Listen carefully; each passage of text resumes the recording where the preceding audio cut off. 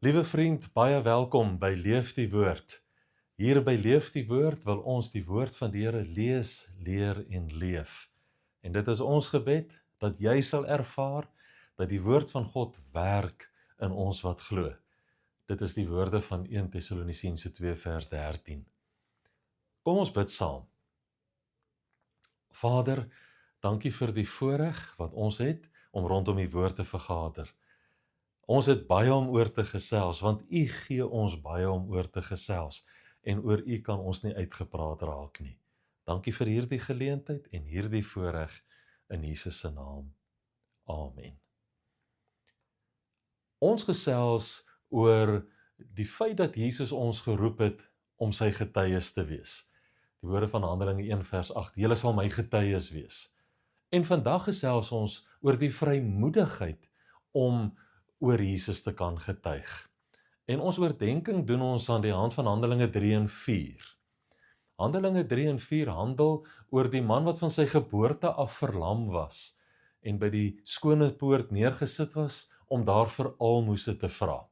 En op 'n goeie dag het Petrus en Johannes daar verby gegaan en hy het na hulle gekyk in die hoop om iets van hulle te verkry. En dan sê Petrus vir hom, silwer en goud het ons nie, maar wat ons het, gee ons jou.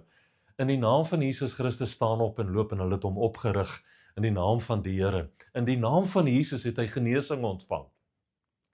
En wat daar gebeur het daardie dag, het groot opspraak in die stad verwek. En ons gaan aan die hand van hierdie verhaal gesels.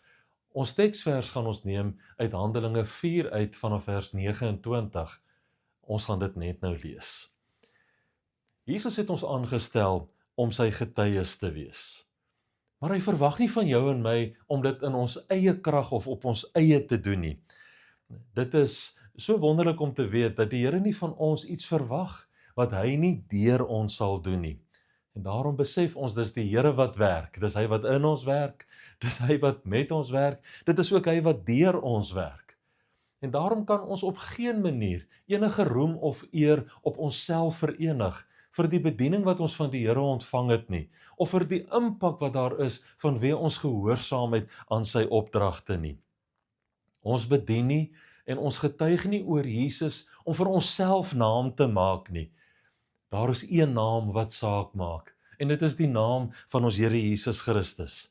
Handelinge 2 vers 21 sê, elkeen wat sy naam aanroep, sal gered word. En in Handelinge 4 vers 12 lees ons, en die saligheid is in niemand anders nie, want daar is ook geen ander naam wat onder die hemel en onder die mense gegee is, waardeur die mens gered moet word nie. Dit gaan altyd oor Jesus Christus. So al word ons geroep om getuies te wees, is ons getuies van hom, en wil ons deur ons gehoorsaamheid aan sy opdrag om van hom te getuig, altyd aan hom eer bring. Nou in Handelinge 3 en Handelinge 4 lees ons van die genesing van hierdie man wat van sy geboorte af kreupel was. En sy genesing het groot opskudding in Jerusalem verwek. En dan gebruik Petrus en Johannes hierdie geleentheid om prontuit met groot vrymoedigheid oor Jesus Christus te getuig. En hulle die skare wat saam vergader was en ook saam getrek was vanweë hierdie wonderwerk wat plaasgevind het. Hulle gebruik hierdie geleentheid om hierdie skare toe te spreek en hulle tot bekering te roep op die hoop van die wederkoms van Jesus Christus. Ons lees dit in Handelinge 3 vers 19. Kom dan tot inkeer, het Petrus gesê, en bekeer julle, sodat julle sondes uitgewis kan word en tye van verkoeking van die aangesig van die Here mag kom. Hierdie wonderwerk wat plaasgevind het, wat die mense gesien het, wat tot hulle gespreek het, die woorde wat hulle gehoor het, wat Petrus verkondig het daartoe aanleiding gegee dat daar nog ongeveer 5000 manne tot bekering gekom het. Sommige Joodse leiers het gesien wat hier besig is om te gebeur en hulle was geensins hiermee beïndruk gewees nie. En dan storm hulle op Petrus en Johannes af, hulle slaan die hande aan hulle en hulle laat hulle in die tronk gooi. Die volgende dag het hulle hierdie godsdienstige leiers, het hulle versoek dat Petrus en Johannes voor hulle gebring moes word. En daar het hulle ondervra en na hulle geluister. En weer eens gebruik Petrus die geleentheid om oor Jesus te gesels, om te getuig aangaande Jesus Christus, en hy doen dit met groot vrymoedigheid. Dis juis daar waar ons sien dat hy hierdie woorde wat ons lees in Handelinge 4 vers 12, waar hy dit genoem het, en die saligheid is in niemand anders nie, want daar is ook geen ander naam onder die hemel wat onder die mense gegee is, waardeur ons gered moet word nie. En die raad het gehoor wat hy gesê het, hoe hulle met vrymoedigheid oor Jesus Christus getuig het. En dan versoek hulle Petrus en Johannes om, waar hulle ook al by mekaar was, om die saal te verlaat. En dan beraadslag hierdie Joodse raad met mekaar, en hulle kom tot die konklusie dat hulle die volgende dinge moet doen. Hulle laat Petrus en Johannes weer voor hulle verskyn, en dan belet hulle vir Petrus en Johannes om enigstens, om geheel en al enige iets in die naam van Jesus Christus te spreek, of om lering aangaande Jesus te gee. En dan sien ons weer eens die onverskrokkenheid en die vrymoedigheid van Petrus en van Johannes. Want hulle sê vir die Joodse raad, in Handelinge 4 vers 19 en 20, of dit reg is voor God om julle meer gehoorsaam te wees as God, moet julle self beslis. Want vir ons is dit onmoontlik om nie te spreek oor wat ons gesien en gehoor het nie. Petrus en Johannes laat hulle geensins afsit deur die dreigemente van die Joodse raad nie. En die skare wat God verheerlik het dit ook nie vir die Joodse raad op enige manier makliker gemaak nie. En hulle kon ook nie ontken wat gebeur het nie, want die man wat verlam was, het in hulle midde gestaan. En dan terwyl hulle hierdie onverskrokkenheid, die Engelse woord, hierdie boldness van Petrus en Johannes sien, nadat hulle weer 'n keer met hulle gesels het, gaan hulle en hulle voeg nog dreigemente by, in die hoop dat hulle Petrus en Johannes se monde sou snoer, en uit vrees uit vir die volk, omdat daar al reeds so groot gevolg was, het hulle Petrus en Johannes vrygelaat, maar met duidelike dreigemente, om nie die naam van Jesus Christus te noem, of te verkondig, of om enigstens oor hom te praat nie. En dan verlaat Petrus en Johannes die saal of die plek waar hulle teenwoordig was of vergader het, en hulle keer terug na die gemeente toe, en hulle vertel vir die gemeente alles wat gebeur het. En dan lees ons, en dit is ons teksvers, dat die gemeente wat saam vergader het, saam met Petrus en Johannes was, en al die gelowiges, dat hulle die volgende sing. Dit is 'n gebed wat hulle gebid het, 'n lofgebed wat hulle gebid het. En nou, Here, let op die dreigemente en gee aan die diensknegte om met alle vrymoedigheid u woord te spreek, deurdat u hand uitstrek tot genesing en tekens en wonders deur die naam van u heilige kind Jesus plaasvind. En toe hulle gebid het, is die plek geskud waar hulle saam was, en hulle is almal vervul met die Heilige Gees en het die woord van God met vrymoedigheid gespreek. Is dit nie 'n wonderlike gedeelte om in die woord van die Here te lees nie? Wanneer ons hier lees dat hulle almal wat daar teenwoordig was, vervul was met die Heilige Gees, moet ons nie die fout begaan om te dink dat dit 'n herhaling van Handelinge 2 was nie. Net soos die kruisiging van ons Here Jesus Christus nie herhaal kan word nie, kan Pinksterdag ook nie herhaal word nie. Handelinge 2 spreek van die vervulling van die belofte wat Jesus gemaak het, die profetiese woord wat hy gespreek het, wat in vervulling gegaan het, toe hy gesê het dat hy die ander trooster sou stuur, en dat hulle in Jerusalem moes wag, volgens Lukas 24 vers 49 en Handelinge 1 vers 4 en 5, dat hulle moes wag op die vervulling van hierdie belofte, en hoe dit dan in vervulling gegaan het, lees ons in Handelinge 2 vers 33. So hierdie vervul wat ons lees in Handelinge 4 vers 31 is nie herhaling van wat daar gebeur het in Handelinge 2 nie. Handelinge 4 vers 31, toe hulle vervul was met die Heilige Gees en die woord met vrymoedigheid gespreek het, rig 'n baie belangrike boodskap tot jou en my adres. En dit is dat ons moet raak sien dat die Heilige Gees die apostels en die gemeente opnuut 'n nuwe vrymoedigheid, 'n nuwe ywer en determinasie gegee het om prontuit van Jesus Christus te getuig. Hulle was reeds vervul met die Heilige Gees. Hulle het reeds daardie belofte ontvang, wat daardie dag toe hulle so saam was, nadat Petrus en Johannes vrygelaat was en weer by die gemeente aangesluit het en getuig oor wat gebeur het en hoe wonderlik die Here saamgewerk het deur sy woord te bevestig en hoe die Here hulle opening gegee het en hulle hierdie onverskrokke en manmoedige getuienisgeleentheid gegee het. Terwyl hulle in ekstase is en God verheerlik, het hulle beleef hoe die Heilige Gees in hulle binnemens hulle versterk het om des te meer met entoesiasme en determinasie, met 'n manmoedigheid oor Jesus Christus verder te getuig.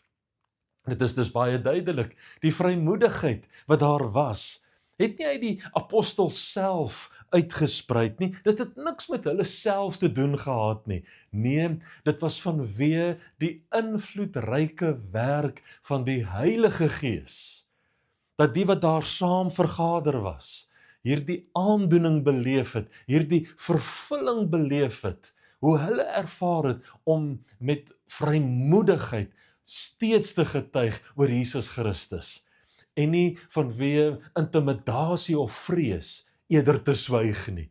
Is dit nie 'n wonderlike getuienis nie? Mag dit tog in jou en my lewe ook so wees, dat ons hierdie vervulling beleef, wanneer die Gees van God in ons innerlike mens werk, sodat ons met vrymoedigheid kan getuig.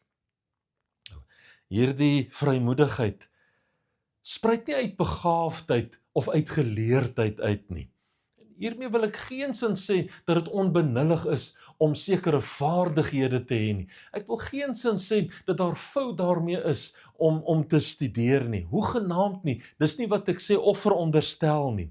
Maar dat ons beslis waaksaam sal wees, dat ons nie op ons eie vaardigheid sal beroep nie, maar dat ons vrymoedigheid sal spruit uit die inwerking en in die werk van God in ons lewe en ons juis as gevolg daarvan hierdie vrymoedigheid sal hê. Dat ons vrymoedigheid nie uit houding uit sal spruit nie, maar uit 'n verhouding met Jesus Christus, die Vader en die Heilige Gees. Ons sien dit juis hier in Handelinge 4 vers 13, dat dit in die lewe van die apostels so 'n waarheid was. Want toe die Joodse raad na Petrus en na Johannes kyk, en hulle die vrymoedigheid gesien het, waarmee hulle gespreek het, en hulle besef het, dat Petrus en Johannes ongeleerde en eenvoudige manne was hulle verwonderd oor hulle vrymoedigheid, en hulle het hulle beskou, en hulle herken as metgeselle van Jesus Christus. Wat 'n wonderlike getuienis, dat ons vrymoedigheid om oor Jesus te getuig, juis spruit uit ons verhouding met hom, omdat ons metgeselle is van hom. Nie vanweë ons eie vaardigheid, vanweë ons eie geleerdheid nie. Weereens ek sê nie dit is verkeerd, dat ons ervaring sal hê, en dat ons goed in die skrifte onderlê sal wees nie, maar dat ons vrymoedigheid primêr sal spruit uit ons verhouding met hom. Hierdie vrymoedigheid word verder versterk wanneer God saamwerk deur sy woord te bevestig met wonders en tekens. Is dit tog nie so, wanneer ons 'n deurbraak in ons lewe ervaar, wanneer die Here voorsien of genees, of ons in ons binnemens versterk, dat ons tog des te meer die vrymoedigheid het om oor hom te gesels nie. Ons moet nie daarvan afhanklik wees nie. Ons moet nie op 'n voorwaarde basis of 'n kontrak basis werk om te sê as u dit, dan sal ons dit nie. Maar is dit nie interessant om op te merk hoe ons 'n groter vrymoedigheid het wanneer daar wonders en tekens plaasvind? Ons sien dit ook. Dit was juis deel van die gebed wat die vroeë Christelike kerk gebid het hier in Handelinge 4 vers 29 en 30. En nou Here, let op hulle dreigemente, dis van die Joodse raad, en gee aan die diensknegte om met vrymoedigheid u woord te spreek, deurdat u u hand uitstrek tot genesing. O, wat 'n wonderlike vrymoedigheid, boldness, om te getuig oor Jesus, en dit te kan doen, en dan ook hierdie bewys kan hê van die kragtige hand van God, en dit maak ons des te meer manmoedig, dit gee ons des te meer vrymoedigheid. Hierdie vrymoedigheid wat ons onverskrokke maak om die woord van God te verkondig, dis juis vanweë 'n werk wat die Gees van God in ons lewe werk. En wanneer ons sy werk in ons lewe ervaar, hierdie invloedryke werk van die Heilige Gees, dan gee dit ons 'n heldhaftigheid om die woord van die Here met vrymoedigheid te spreek. En daarom is ons boldness, ons vrymoedigheid, 'n getuienis daarvan dat die Gees van God in ons die krag werk om met vrymoedigheid te preek en te praat en te getuig. Hierdie invloedryke werk van die Heilige Gees wat in ons hierdie vrymoedigheid bewerkstellig om die getuienis van Christus te lewer, gee daartoe aanleiding dat ons oor Jesus Christus getuig sonder enige voorbehoud. Ons doen dit met groot vrymoedigheid. Ons aarzel nie om dit te doen nie. Ons hou nie terug nie vanweë die invloedryke werk van die Heilige Gees. Hierdie invloedryke werk van die Heilige Gees wat hy in ons lewens kom werk, lei daartoe dat ons die getuienis van Jesus Christus met vreeslose oortuiging spreek. Ons sê wat ons sê met groot vrymoedigheid en met diep oortuiging. En dit lei ook daartoe dat ons met blymoedige heldhaftigheid die woord van ons Here Jesus Christus verkondig. Vriende, dit is wat gebeur wanneer ons deur die Gees van God in ons innerlike mens versterk word, dat ons dan met vrymoedigheid die woord van God sal verkondig, die getuienis van Jesus Christus sal verkondig. Kom ons som gou op en ons noem dit gou weer, hierdie vrymoedigheid om die getuienis van Christus te lewer, is nie vanweë ons eie vaardigheid of vermoë nie, maar dit spruit uit ons verhouding met hom. Wanneer die Here saamwerk met wonders en tekens, word hierdie vrymoedigheid aangevuur.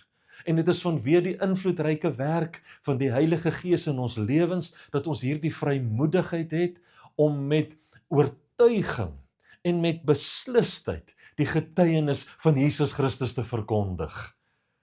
En dan merk ons ook op, wanneer ons hierdie invloedryke werk van die Heilige Gees in ons lewe ervaar, wat ons die vrymoedigheid gee om oor Jesus te getuig, dan lei dit daartoe dat die slotsom wat oor ons lewe geskryf word, soos die kan wees wat daaroor Paulus geskrywe is. Ons lees in Handelinge 28 vers 31, terwyl hy die koninkryk van God gepreek en onderrig gegee het aangaande die Here Jesus Christus, het hy dit met volle vrymoedigheid en sonder enige verhindering gedoen. Wat 'n mooi getuienis oor Paulus se lewe, dat hy met volle vrymoedigheid die evangelie verkondig het, met volle vrymoedigheid oor die koninkryk van God gesels het. Vriende, dis vanweë die invloedryke werk van die Heilige Gees van God in ons lewens, dat ons in staat gestel word om hierdie vrymoedigheid te hê. En dan word hierdie vrymoedigheid 'n getuienis tot eer van God, dat ons altyd met volle vrymoedigheid oor Jesus gesels het.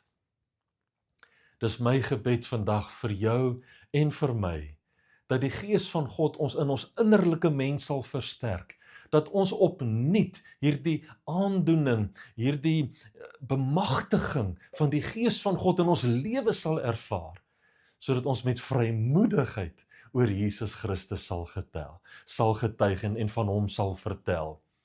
Ag, mag dit die waarheid van jou en van my lewe wees, tot eer van hom van wie ons getuig, naamlik Jesus Christus. Kom ons bid saam. Ons Here Jesus, ons het so baie om oor U te vertel. Dankie vir die geleenthede wat ons het om ware en waardige getuies vir U te wees. En o Heilige Gees, sal U ook weer 'n keer ons binnemens kom skud en ons opnuut sal beleef hoe U ons versterk, sodat ons met vrymoedigheid kan getuig. En ons Hemelse Vader, dankie dat U hand sal uitstrek, deur die woord te bevestig en saam te werk met wonders en tekens.